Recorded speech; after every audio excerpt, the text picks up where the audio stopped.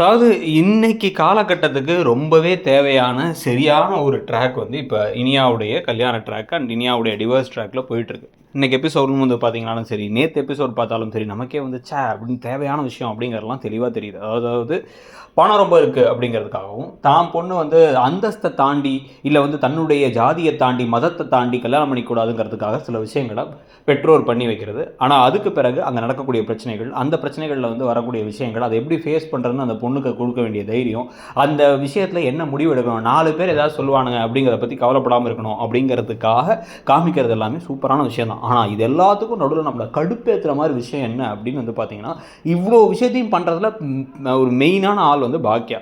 அந்த பாக்கியாவுடைய நடிப்பு ஏன் இப்படி இருக்குது அப்படிங்கிறது நமக்கு புரியவே இல்லை.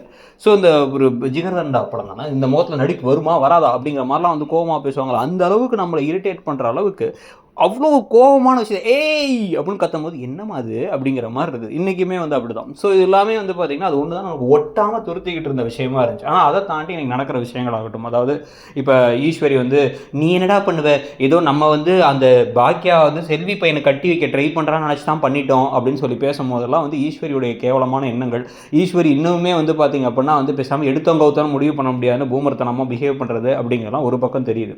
ஆனால் இன்னொரு பக்கம் கோபி தன்னால் தான் நடந்துச்சுங்கிறதுல குறியாக இருக்காரு. அதனால் சரி பண்ணியே தீரணும்னு முடிவு பண்ணிட்டார்.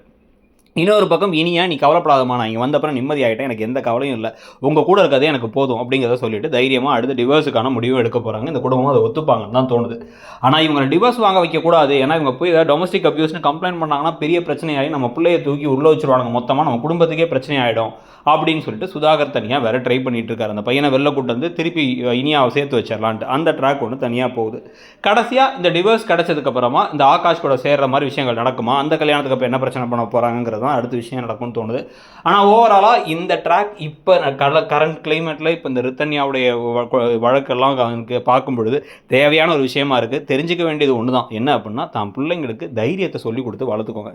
4 பேர் ஏதாவது சொல்லுவாங்கிறதுக்காக அவங்கள கைவிட்டுறாதீங்கிறது தான் முக்கியமான விஷயம். அதை பற்றி உங்களுடைய கருத்து என்னங்கிறத சொல்லிடுங்க. தேங்க்யூ.